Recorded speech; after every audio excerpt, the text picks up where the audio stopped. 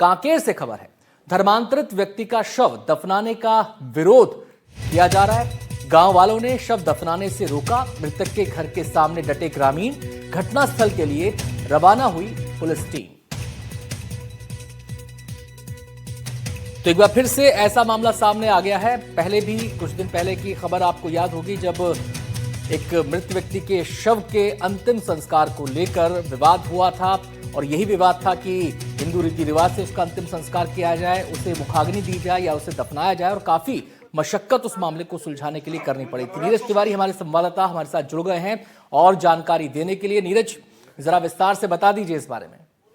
देखिए, दरअसल व्यास कोंगेरा गांव में एक बुजुर्ग है शिव प्रसाद यादव। उनकी मौत हो गई थी और इनकी मौत किसी बीमारी के कारण नहीं हुई थी। आकस्मिक उनकी मौत हो गई थी, मृत्यु हो गई थी, जिसकी जानकारी जो है ग्रामीणों को मिली। चूंकि जो परिवार था वो मतांतरित परिवार था और वो लंबे समय से ईसाई समुदाय से जुड़ा हुआ था, ऐसी बातें निकलकर सामने आई हैं। ग्रामीणों का विरोध इस बात को लेकर है कि उनका कहना है कि गाँव की रीति संस्कृति परंपरा होती है, उसके हिसाब से अंतिम संस्कार किया जाना चाहिए। चूंकि आप जो है दूसरे धर्म में चले गए हैं, ऐसे में गाँव में आप अंतिम संस्कार नहीं कर सकते।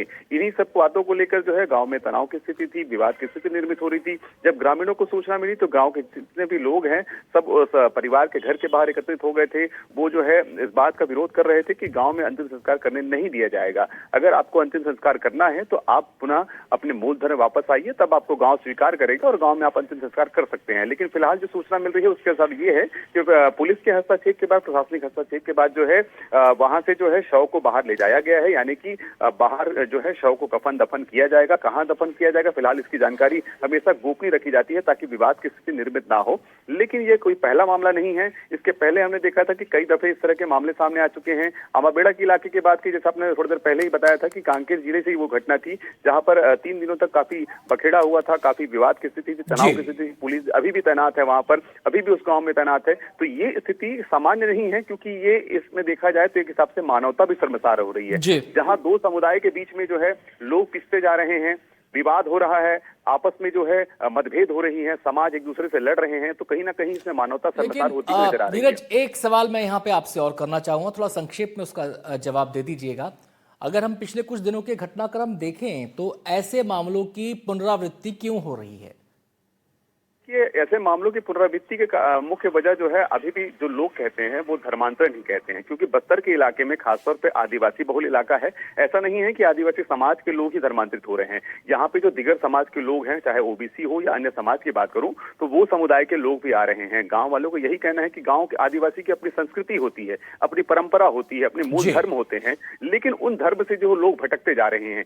यही वजह है कि यहाँ पर बार बार इस तरह के आ रहे हैं। हमने गाँवों में देखा, जब ग्राउंड रिपोर्ट की थी तो वहां पर कई ऐसे लगभग 19 ऐसे गांव हो चुके हैं जहां पर फादर और पास्टरी से अन्य धर्म के जो लोग हैं उनके प्रवेश पर जो है निषेध के बोर्ड लगाए गए हैं गांव के बाहरों में। तो इस तरह के जो विरोध है वो लगातार दे रहे हैं और इसमें कोई भी किसी प्रकार से हल निकलता नजर नहीं आ रहा है। बहुत बहुत शुक्रिया नीरज आपका। तो एक प्रकार से मौलिक पहचान का ये मामला अब बनता जा रहा है।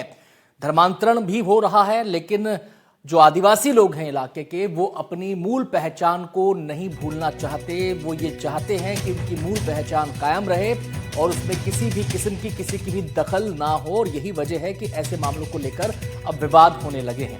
उसके बाद वो अपने दोस्त के यहां चली गई। वहां पर क्या हुआ, अब सस्पेंस इसी बात का है, क्योंकि खबर जब परिजनों को मिली तो ये कि प्रिया जो है छत से गिर गई है और उसकी मौत हो गई है। हालात संदेहास्पद हैं, संदिग्ध हैं, और ऐसे मामले में जांच जरूरी हो जाती है कि किन हालात में कैसे ये घटनाक्रम हुआ। और इसकी अहम कड़ी जो माना जा रहा है वो कपिल तुषार को माना जा रहा है, और परिजन उस पर हत्या का आरोप लगा रहे हैं। हम सीधे रुख करेंगे, हमारे संवाददाता आकाश द्विवेदी हमारे साथ जुड़ गए हैं तमाम पहलुओं पर जानकारी देने के लिए। आकाश, काफी समय हो गया आप तो कपिल की तलाश करते हुए इस मामले को सामने आए, लेकिन हाथ अभी तक खाली हैं पुलिस के। दिक्कत क्या आ रही है? क्या टेक्निकल सर्वेलांस जो होती है, मोबाइल के जरिए ट्रैकिंग की जो कोशिश होती है, वो तमाम कोशिशें कामयाब नहीं हो पा रही हैं, या फिर जो पुलिस का एक लोकल नेटवर्क होता है किसी व्यक्ति के बारे में पता लगाने का, वहां से भी कोई इनपुट नहीं मिल पा रहा है? क्या दिक्कत आ रही है?